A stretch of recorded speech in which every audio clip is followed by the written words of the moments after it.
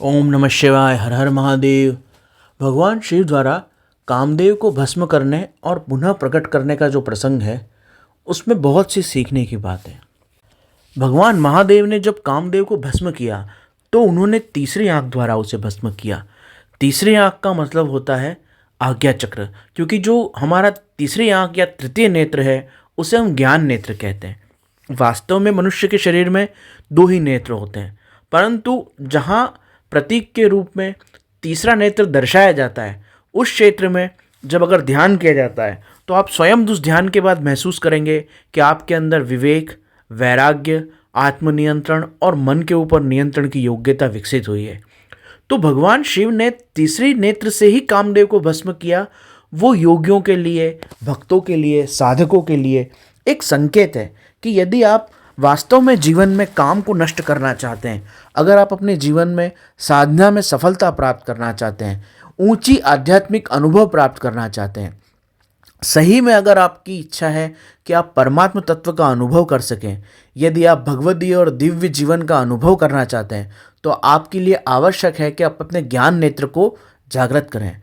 भगवान को, ईश्वर को, परमात्मा को वेदों में ब्रह्म स्वरूप कहा गया है, प्रज्ञानम ब्रह्म। तो जो ईश्वर है वो ज्ञान स्वरूप है और तृतीय नेत्र को ज्ञान नेत्र कहा जाता है।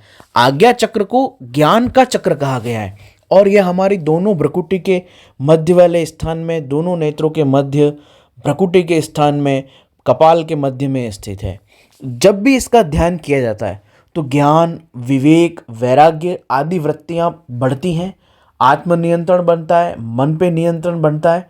और इसीलिए जिस भी व्यक्ति को आध्यात्मिक ऊंचाई प्राप्त करनी हो, उसे ध्यान द्वारा, योग द्वारा, नाम जप द्वारा इस आज्ञा चक्र पे ध्यान करना चाहिए। जब इस आज्ञा चक्र पे ध्यान किया जाता है, विवेक वैराग्य के बढ़ने से काम का नाश हो जाता है। तो यहाँ वास्तव में किसी को जला दिया था ये कहने का मतलब नहीं है। यहाँ पर गुप्त रूप से, प्रतीक रूप से ये कथा समझाना चाह रही है कि काम को नष्ट करना है, यदि आपको ब्रह्मचर्य में सफल होना है तो आप योग, भक्ति या ध्यान किसी भी सिद्धांत का पालन करते हो, आप आज्ञा चक्र पे ध्यान कीजिए। उससे आपका ज्ञान, विवेक, वैराग्य बढ़ेगा तो आपका मन पे पूरी तरह से नियंत्रण आ जाएगा। जब आप में आत्मनियंत्रण आ जाएगा, मन पे संयम आ जाएगा और इंद्रियां संयत हो जाएंगी तो कामदेव स्वतः नष्ट हो जाएगा। अब भगवान शिव द्वारा पुनः काम को जीवित करने की प्रार्थना आती है। जब भगवान शिव से रति प्रार्थना करती है तो भगवान शिव उस भस्म से ही कामदेव को पुनः जीवित कर देते हैं। परंतु जीवित करने के बाद वो कामदेव को आदेश देते हैं कि वो उन भगवान शिव के उस भवन से बाहर ही उपस्थित रहे, उस भवन में प्रवेश ना करे। और भगवान शिव उस काम को जीवित करते हैं और फिर उसे दूर रहने की आज्ञा भी देते हैं।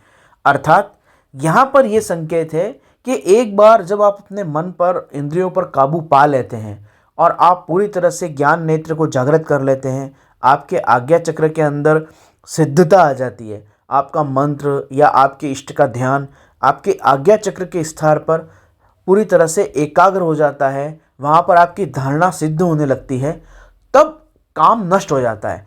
फिर इस कामदेव को नियंत्रित करना, इसे भोगना या न भोगना, इसे जीवित करना या न करना, ये आपके हाथ में रहेगा।